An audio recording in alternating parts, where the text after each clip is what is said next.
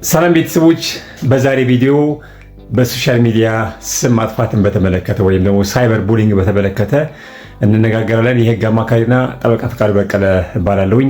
ብዙ ሰዎች ከስክሪን ጀርባ ወይም ደግሞ ማንነታቸውን ሳይገልጹ በሶሻል ሚዲያ የሰዎችን ስም ሲያጠፉ ወይም ፎቶ ሲያሰራጩ የተለያዩ ድርጊቶች ሲያደርጉ ይስተዋላል።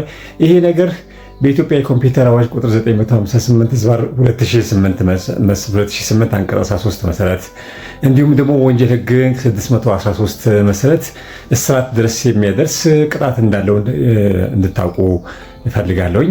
ከዚህ ላይ ደግሞ ተበዳዩ በዚህ ጉዳይ ላይ የተበደለው ሰው ደግሞ ካለ በፍርድ ክስ መስርቶ መጠነ ሰፊ የሆነ የሞራል ካሳ መጠየቅ እንደሚችል እንድታውቁም በተጨማሪነት እፈልጋለሁኝ።